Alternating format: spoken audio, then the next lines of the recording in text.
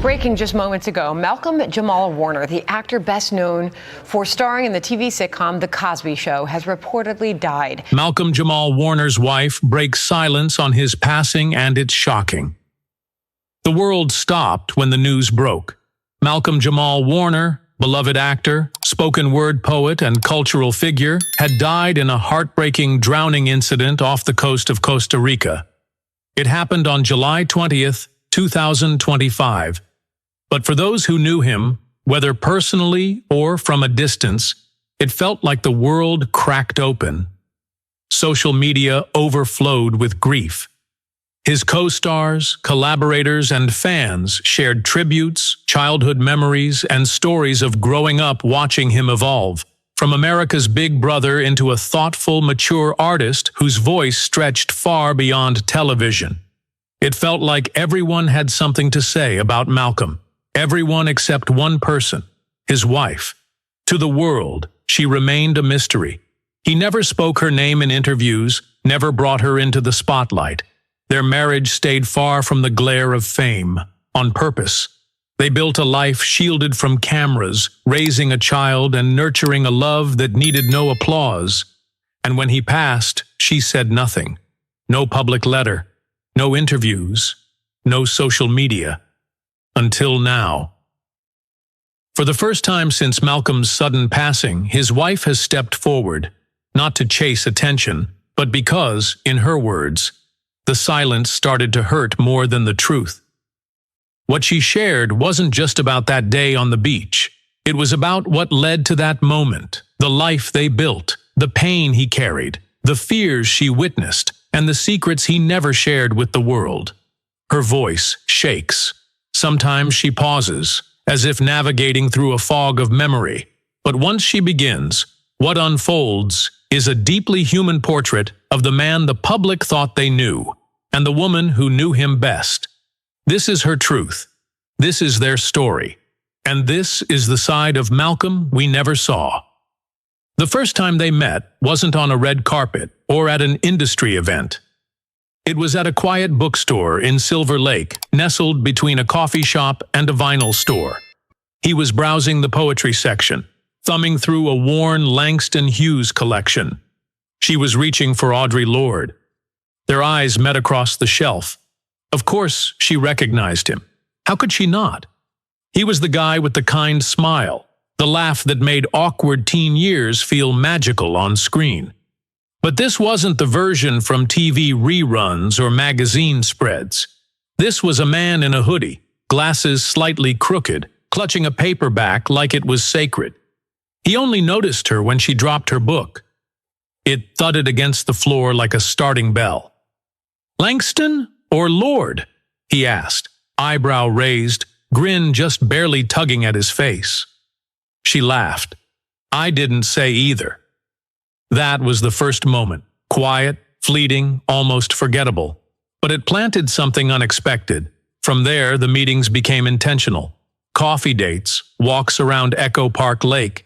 He spoke slowly, deliberately. He carried both peace and weight, like someone holding things he didn't talk about often. She quickly learned he wasn't into celebrity talk. He didn't want to discuss awards or drama. He wanted to talk about Miles Davis, about Black literature, about spirituality and healing. When she spoke, he listened, really listened. That felt rare. Their love grew out of the public eye. No posts, no premieres, no gossip column features. He once held her hand in the quiet of his home studio and said, "This is the one part of my life the world doesn't get to touch." She understood and agreed. Friends knew, a few family members, but the world knew nothing. He got asked in interviews about love, marriage, kids. He'd smile, say something vague, and move on. "Some things don't need explaining," he would say to her later. "They lose their magic that way." He wasn't ashamed. He was protecting it. Their relationship, their peace, their sanctuary. The world saw him as steady, confident, and wise, someone who had endured childhood fame and emerged stronger. But behind closed doors, he was quiet, introspective, a little tired. He didn't speak often about the darkness, but occasionally, in the quiet of the night, things slipped. Betrayals, typecasting, rooms where people wanted the character, not the man. "There were times I just wanted to vanish," he once said, staring at the ceiling beside her. She never pried, she simply listened. His home was a haven filled with incense, vinyl, books, and instruments. No trophies, no industry photos, just art, music, and intention. He scribbled constantly, on scraps, napkins, receipts. Some of his most beautiful lines were never published. What haunted him wasn't being forgotten, it was being misunderstood. "I want our daughter to know the real me," he said more than once, "not just the version the world created." He meditated before bed, burned sage on hard days, believed in energy, in ancestry, in being part of something larger. That belief shaped how he loved, with patience, depth, and presence. He processed pain through music. He also cooked. He danced in the kitchen. He sent her midday poems. He sang lullabies long after she'd outgrown them. He was hers, fragile, brilliant, scared, and learning. Their daughter was born on a rainy February morning. He held her like glass, delicate and glowing. He didn't speak for a long time, lips trembling, eyes wet. Later she'd joked that it was the only time she saw him speechless. But it wasn't silence, it was awe. No announcements, no photos, no name reveals, just family. She knew he wasn't hiding them, he was shielding them. Fame had once burned him. Gossip had distorted past loves. He didn't want that again. They raised their daughter in peace. School drop-offs, farmers' markets, bookstores. If people recognized him, he smiled politely and guided his daughter away. She didn't grasp who he really was until she Googled him. "What's the Cosby Show?" She laughed one day, holding a dusty DVD box. He chuckled. "Just something from a long time ago." She saw how strangers looked at him, with awe, nostalgia, calling him a name that wasn't his. But he remained grounded. He taught her chords on guitar, read her bedtime stories in character voices, wrote her silly songs. When she was sick, he sat beside her bed all night. They were a family born in quiet, but filled with music, laughter, whispers, and late-night talks. He was her safe place, and she was his. That trip to Costa Rica? It was supposed to be a breather.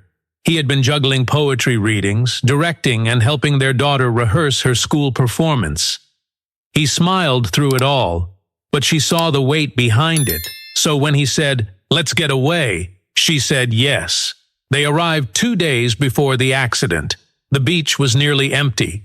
Malcolm felt lighter. He danced barefoot in the sand, played music while unpacking, made breakfast in the morning sun.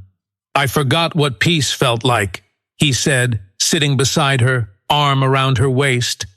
But something in his eyes lingered, unspoken. Then came July 20th. They woke early. He made coffee, humming Coltrane. Their daughter was already dressed for the beach. They headed out just past 8 a.m. The tide was rising, but calm. Tourists milled about. The air smelled like hibiscus. She remembered how radiant he looked, relaxed, barefoot, sunlight warming his skin. He held their daughter's hand as they stepped into the shallows, and then everything shifted. A sudden pull, a shout. Laughter turned to panic. Malcolm was only a few feet away, but the current came fast, silently. A riptide, they later called it. He disappeared in seconds. She screamed. Their daughter froze. 2 surfers rushed in. Strangers tried to help, but the ocean had already taken him. He returned as a shape, carried in limp, cold. CPR began. She knelt beside him, whispering his name like it was a spell, but he didn't come back.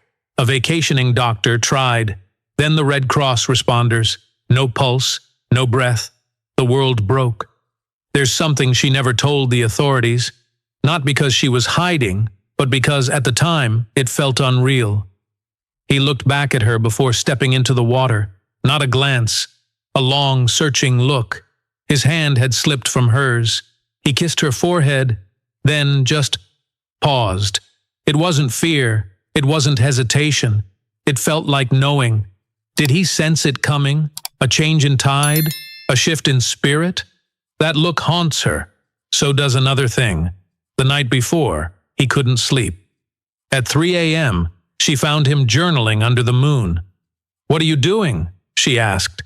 "Writing what I haven't said yet," he replied. That journal vanished after the accident. Not in the villa. Not with his bag. Maybe he left it on the beach. Or maybe he meant it to disappear. Did he know? That morning he had said one thing. "If anything ever happens to me, tell her who I really was." She smiled. "Don't say that." He nodded. "Just if. Don't let them turn me into something I wasn't." She thought it was metaphorical, about fame, about legacy. Now, those words echo. Standing over his body that day, holding their daughter tight as responders packed up, she understood. He wasn't saying goodbye. He was passing the torch. See you on the next video.